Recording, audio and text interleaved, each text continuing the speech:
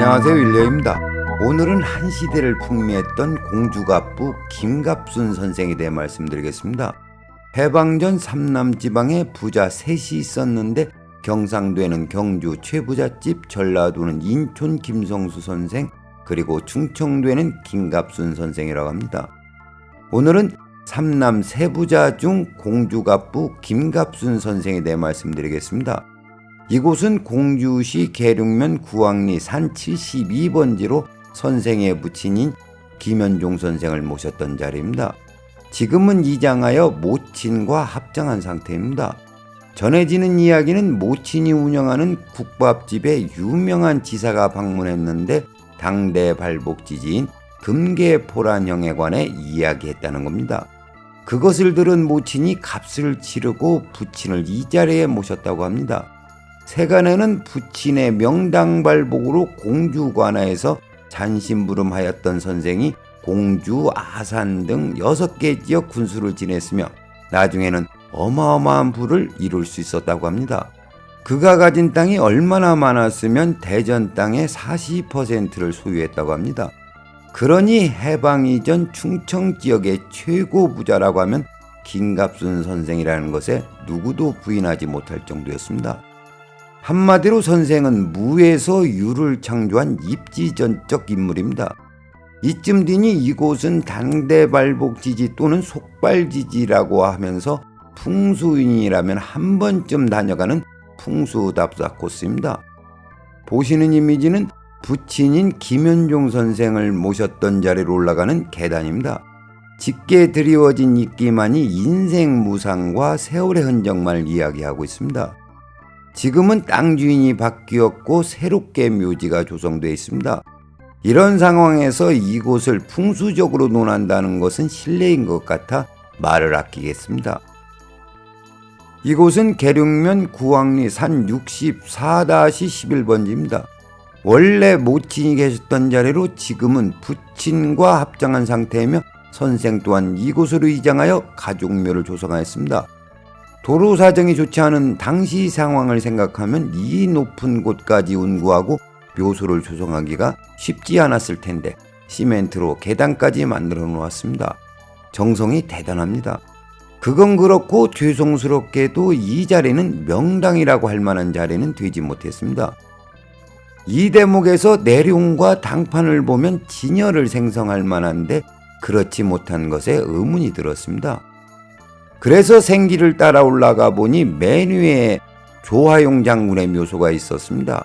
이곳의 진열은 조화용 장군과 선생의 가족묘 중간에 생성하고 여기는 안타깝게도 청룡방향으로 내려갔습니다. 그건 그렇고 선생에게 부모의 음택발복은 없었다고 판단됩니다. 그리고 아쉽게도 그 윗대 조상에 대한 자료를 찾을 수 없어 선생의 조부와 증조부 묘소는 답사할 수가 없었습니다. 이 영상을 시청하시는 분들이 부모의 음택발복 없이 그 많은 재산을 어떻게 이룰 수 있었느냐고 반문하실 줄 압니다. 영상을 준비하면서 저도 이 부분에 대해 고민을 하였습니다. 그러나 선생은 부모의 음택발복 없이 충청 지역의 최고 갑부가 된 것은 팩트입니다. 지금부터는 선생이 살았던 곳으로 알려진 김갑순 옛 집터를 배경으로 이야기를 이어가겠습니다. 먼저 지도를 보시면 봉황산을 현무로 삼은 충남 공주시 당간지죽길 13-4번지와 그 주변 땅이 김갑순 선생이 살았던 집터라고 마을 주민이 알려주었습니다. 공주시 노인종합복지관에서 청춘 1318이라는 카페로 가는 길모퉁이에 공주갑부 김갑순 옛 집터라는 작은 표지석이 놓여 있습니다. 마을 주민에 의하면 현재 공주문학 사랑방 건물이 한 채였고 그 뒷 건물이 첩이 살았던 집터라고 하였습니다.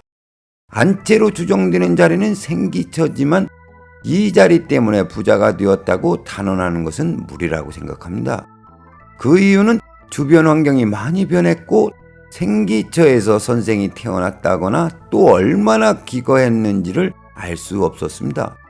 그리고 선생이 대전으로 이사하던 날 촐로들이 영감님이 떠나면 공주가 망한다고 길을 막았다고 하니 평생 이곳에서 거주하지는 않았다고 보여지기 때문입니다. 어찌됐든 선생이 공주갑부가 될 수 있던 것에 대해 음택뿐 아니라 양택에서도 자료 부족으로 확실한 답을 구하지 못했습니다. 다음으로 선생의 사후 재산에 대해 말씀드리겠습니다. 보시는 이미지가 이장하기 전 선생을 모셨던 자리입니다. 부자가 망해도 3대는 간다는 말이 있는데 선생의 그 많은 재산은 선생이 돌아가시고 썰물 빠지듯 사라졌다는 이야기가 있습니다. 토지개혁과 화폐개혁으로 대부분 재산을 잃었다고 하지만 선생의 장례식을 성대하게 치러졌다는 것으로 봐서 선생이 돌아가신 이후에 망했다고 보입니다. 저는 선생의 재산이 대물림되지 않은 이유는 선생을 모셨던 이 자리 때문이라고 판단합니다. 흉지에도 등급이 있습니다. 부모님 묘소보다 이 자리는 인기상충하는 흉지로 참으로 많은 사연이 있었을 거라고 생각되기 때문입니다. 그럼 오늘의 이야기를 정리하겠습니다. 친일 행적과 땅 투기로 후대에 이르러 욕을 먹기도 하지만 길도 닦고 다리도 놓는 등 자선 사업도 많이 했던 선생을 풍수적으로 조명을 하였습니다. 제가 선생에 대해 자료를 수집하면서 재물이란 벌기도 어렵지만 그것을 지키는 것은 더 어렵다는 생각을 하였습니다. 재물을 지키는 힘, 그것은 대물림으로 이어지는 음택발복이 있어야 가능하다는 생각을 하였습니다. 오늘은 여기까지 하겠습니다. 시청해주셔서 감사합니다.